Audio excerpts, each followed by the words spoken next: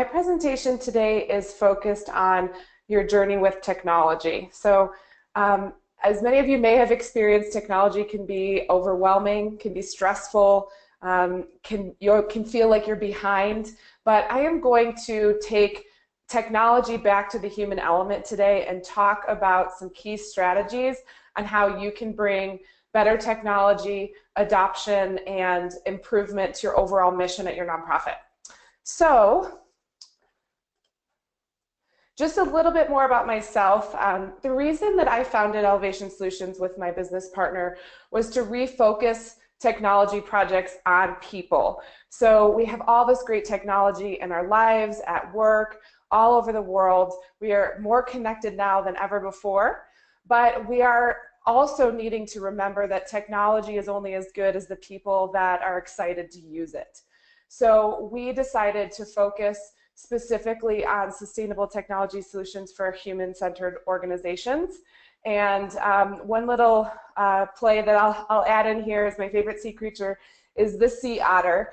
We like to tell people about something personal about ourselves because we feel that it helps people connect to us a little bit more. So I love sea otters because they are part of packs. They're very family oriented. They hang on to each other. If one of them gets swept away by a wave, then they always go and rescue each other. So that's just a little bit more about myself. And I currently live in sunny Denver, Colorado. All right, so today what I'm going to talk about, I'm going to talk a little bit about the technology journey, the shift from just a project to the fact that it really is a journey to one or more destinations. And I'll talk a little bit about the technology paradigm that you may or may not have heard, but that's very important whenever we're focusing on technology. And then I'll go into some areas of advice for your technology journey. So I'm not necessarily going to map out a full plan necessarily for you because that's going to be dependent on your situation, but I'm going to talk about some key areas: money, planning, software selection, timeline and deadlines, and then something we all love, people, adoption, training, and all of that. So I'll also give you some creative ideas for having fun, which is, I feel, so important at work because we love what we do, but at the same time, we have to be lighthearted about it. So technology is a journey, not a destination. This is the first slide that you're going to see a unicorn on. I have unicorns throughout this presentation, kind of plugging into the fun aspect of, let's be imaginative, let's have a little bit of fun with this type of effort. So if you can find the unicorns on each of these slides, then let me know at the end how many you count. So it's a journey, not a destination. So think about it as an airplane flight or a safari or a train trip. What you want to ask about any technology project starts with the people. Is everybody on board? Do they know what to bring? Do we have the right passengers? Is everybody checked in? Do we have the right crew? Who's leading the journey? Who's the one spearheading it? Do we have an itinerary? Do we know where we're going first, second, third, fourth? And do we have enough fuel to get there? You wouldn't jump on a plane if you weren't sure, if the pilot wasn't sure if they had enough fuel to get you from New York to London. You'd probably think twice. And then, will there be snacks? Everybody loves food. Everybody loves a little bit of support, a little bit of energy from time to time. And then the last one is, are the unicorns secure in cargo? So let's bring, again, a plug into bringing creativity, bringing lightheartedness and imagination with us on any technology project that we end up embarking on. So those are just some key questions to start asking yourself about any project that you might want to embark on. All right, so this is the forever relevant technology paradigm. This is very old concept, but it still exists today. So you get to pick two of these as an organization that you want to focus on that are meaningful to you. A fourth one, free, has been added recently because we see a lot of software and technology solutions that are free. Some of them are good, some of them are just out of the box, and some of them are not so great. It's not always good and it's not always fast to have free. So we'll talk about money next. We'll talk about how to invest correctly in the right technology. And then at the same time, although unicorns do exist, which I believe, good, cheap, and fast do not. So that non-existent center of these three circles is something that you need to put on the shelf and not pick up again, that concept. It is difficult. So what might you do as a nonprofit? You might choose good and cheap. Disregard free as much as you can, especially for software, so a CRM, database software, integration tools, all kinds of things that really run and drive your organization and everything you do from development to programs. Try to disregard free. It's great if it ends up being free or low cost, but don't focus on that. Because again, you only can grow with the right technology tools to allow you to do that, and free usually doesn't cut it. And then don't stress about fast, don't feel like you're missing out or you're not keeping up, etc. So that's just a key point on the technology paradigm. All right, so we're going to get into some of the areas of advice. So money on my mind. This is an important slide because it talks about how to spend money correctly on technology. The first thing is sunk cost obsession kills. Sunk cost is money you've spent on technology or really anything else that's not working for you. That cost you can't necessarily recover, and the longer you go with something that isn't working, the more detrimental it's going to be, the more sunk cost you're going to see. So taking a technology platform and redesigning it to or implementing something new and spending, you got to think of spending as investing in the future. So that's a big one because a lot of people do get focused on what is spent before.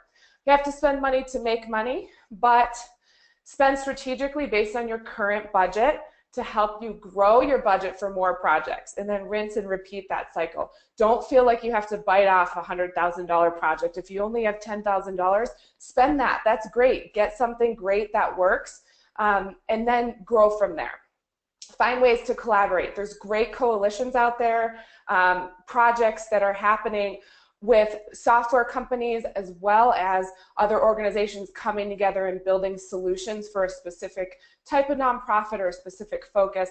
Get involved in those coalitions, look for technology grants and things like that, and then find ways to use your nonprofit status. Always ask if there is a nonprofit discount on any technology or services that you are looking at acquiring. All right, turn your project into an adventure.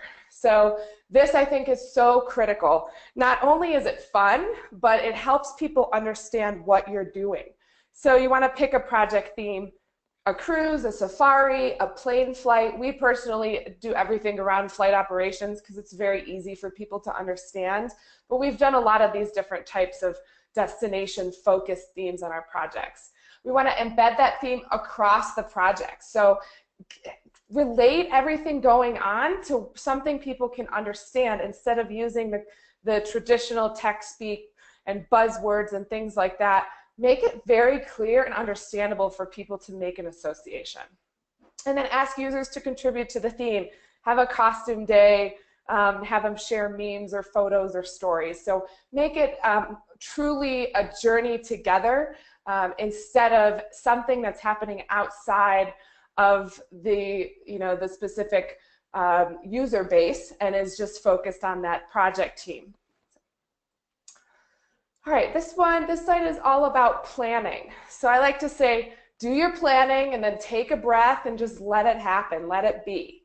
So one thing that is important is planning and project managing, especially with technology these days. You can do that to exhaustion, and that's going to cause friction throughout the project. So remaining flexible is very important.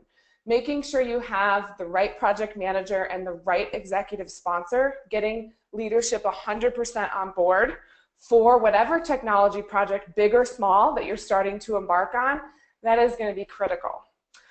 Making sure that you are committing to a project methodology and suite of management tools. I'm happy to provide suggestions and an approach for anybody that would like some more information or advice after the presentation. But these are very important because it helps set the right cadence for the project. The last part about this is the size of the project. So you always want to bite off projects you are going to definitely finish. You want to move things, release things more often than not, but don't take on too many projects. I have a lot of clients that say, I want to implement a CRM and I want to redesign my website and update my brand at the same time. It's too much. If you stuff too many things into one project or too many things in a timeline, everybody's stressed out and it's too much change to take on. So it is possible to strategically plan projects and to have a successful, happy projects. They do exist. You just have to be very diligent about how you execute them and how you plan them from the beginning. All right, so this kind of is the first big plug into the human-centered approach. This is technology selection. So the important part about this, the selection process for technology, is that it has to fit you. And by you, I mean the organization, your constituents, and what services you're providing, how you fundraise, and also the users themselves.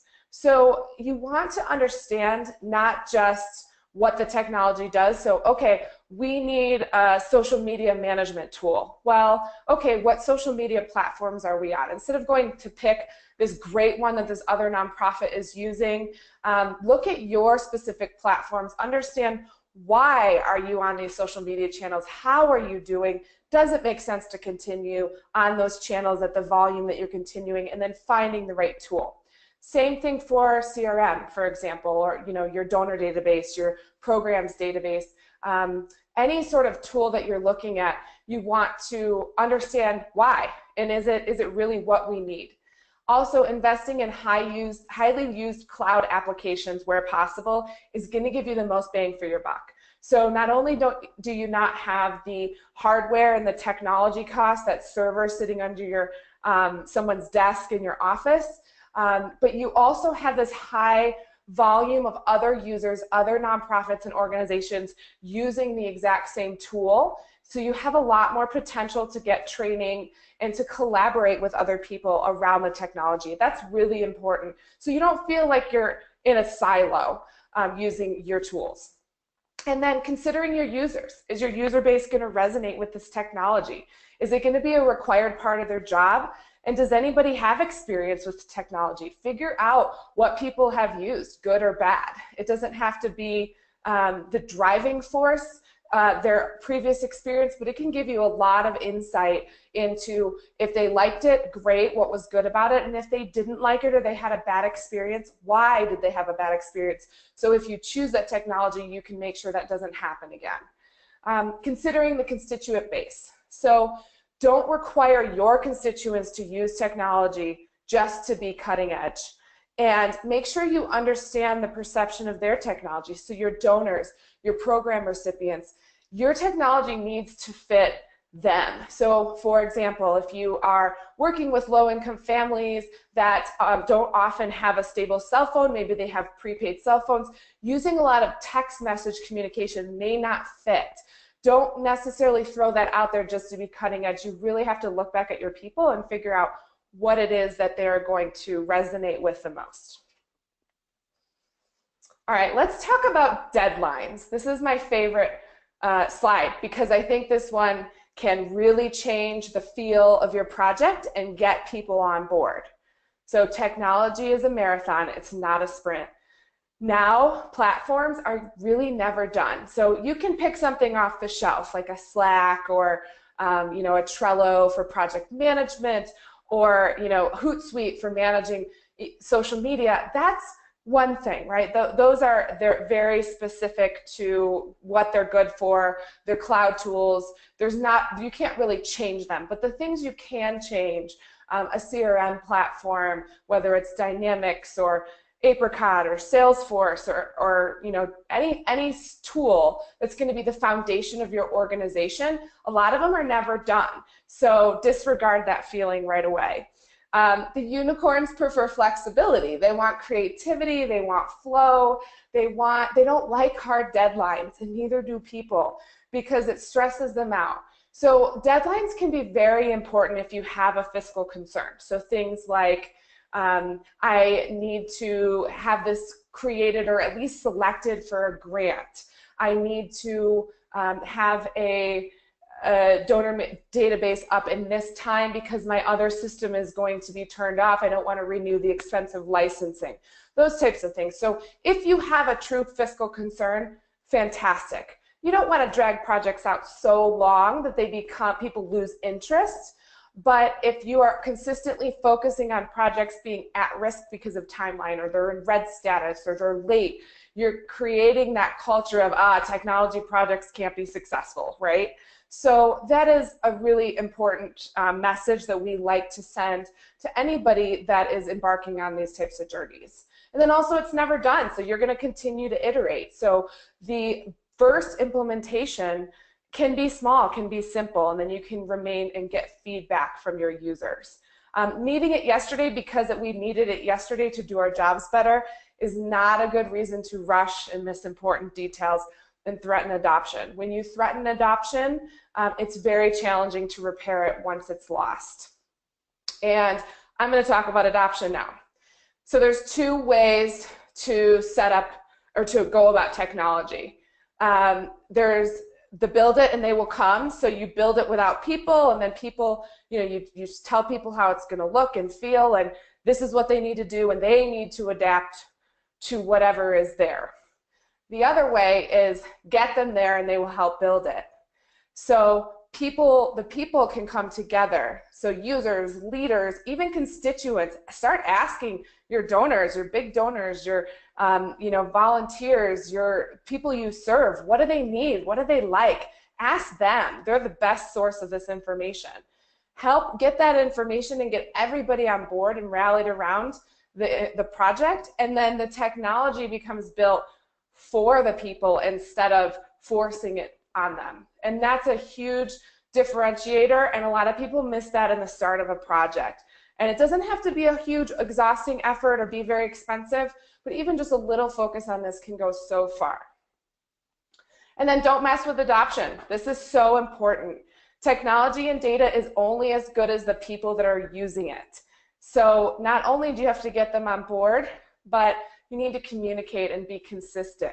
Communicate regularly to the leaders. And our projects, we do an in-flight magazine every 2 weeks or month, depending on the length of the project, to the users and the leaders. We also help clients understand how their constituents are going to feel and build communications to the constituents, like, hey, you're going to see this. We have a new donation page coming. You're going to get new receipts. For programs, there's this great new form where you can apply for our services. All of those things, keeping them engaged in whatever way you can through presentations, through community outreach, email marketing, those types of things is really critical. Early adopters are great, but your skeptics hold all the power. If you can take a skeptic in your organization and turn them into an adopter of your technology project, you have won, because they will take that message and they will put that everywhere, and you can use that power to help get other people on board. One key thing on adoption, people are not stoked about new technology like we think they are. There's a statistic that says that only 25% of people really love technology, and they love diving in, they love using it. And out of the remaining amount of people, 85% of those people actually are stressed. It causes them anxiety to come to work and think about any sort of tool or technology they have to use that's foreign to them. So making sure that you're sensitive to that, and you provide a space for people to share their concerns with you and to work them through that is important. Be a technology therapist, even if you're not the project manager, even if you're just a user. Be that person that can have a closed door session and have people be like, I'm scared, and give them a thunder vest. So we like to use that concept because the thunder vest for dogs keeps them safe and secure, reduces the anxiety. Do the same thing for the people at your organization, because again, getting them on board is going to be very critical.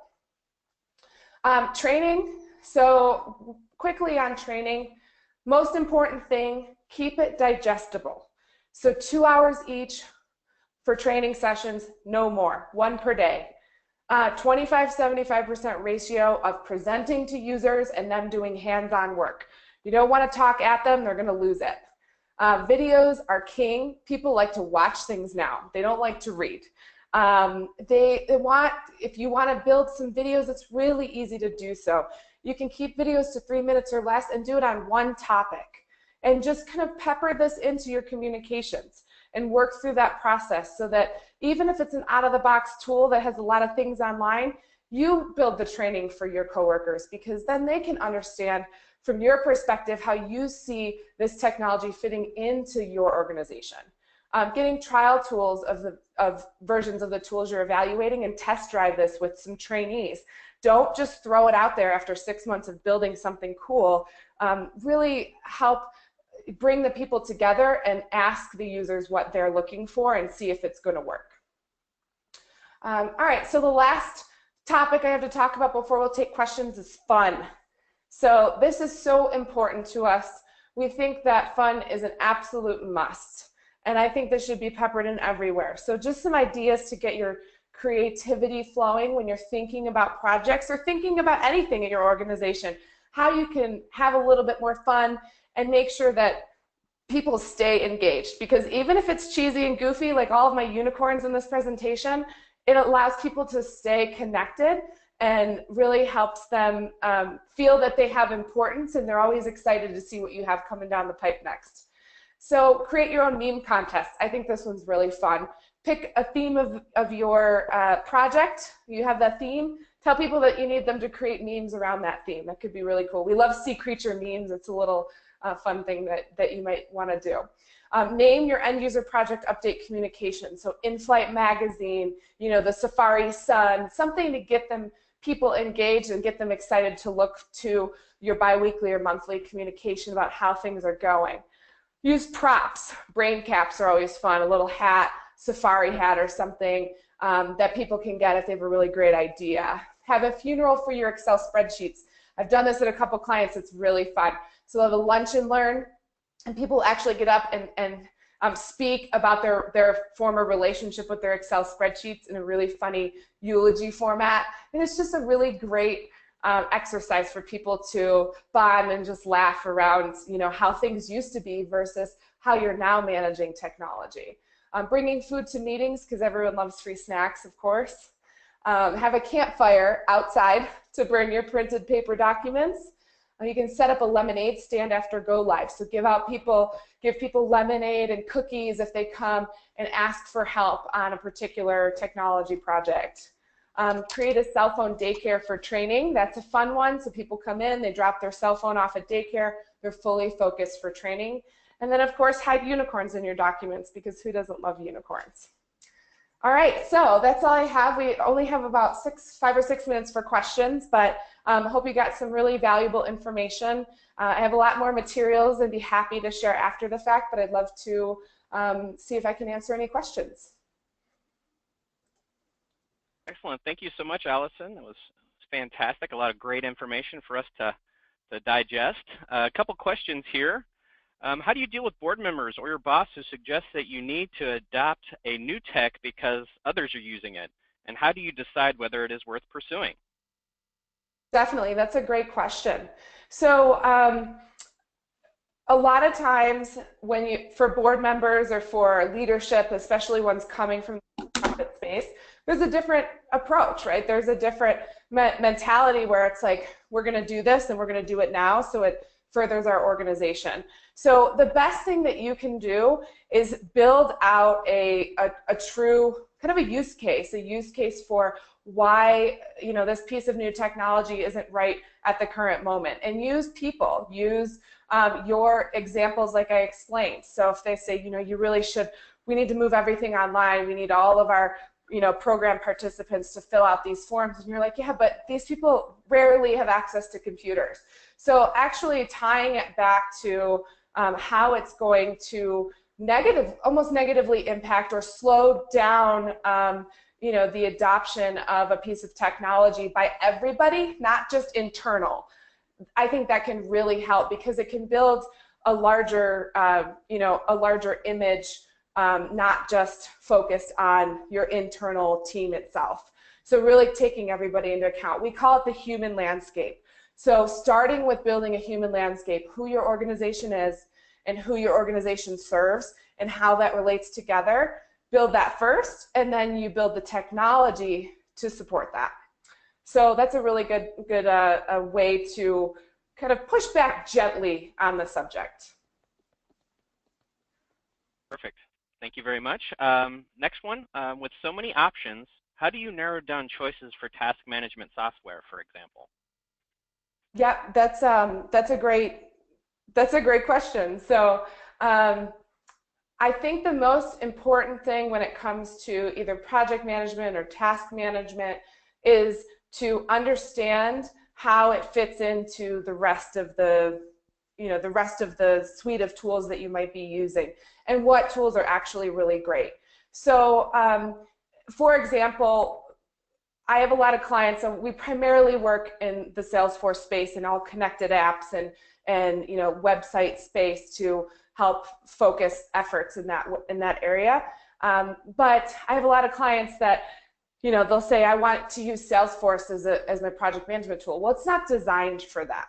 So the most important thing when it comes to selecting technology, if you're like, I need task management, I need project management, you want to look for what is the expert, what's the best of the best for the functionality you're looking for, instead of trying to throw it into all one bucket or trying to use a tool that's larger in nature.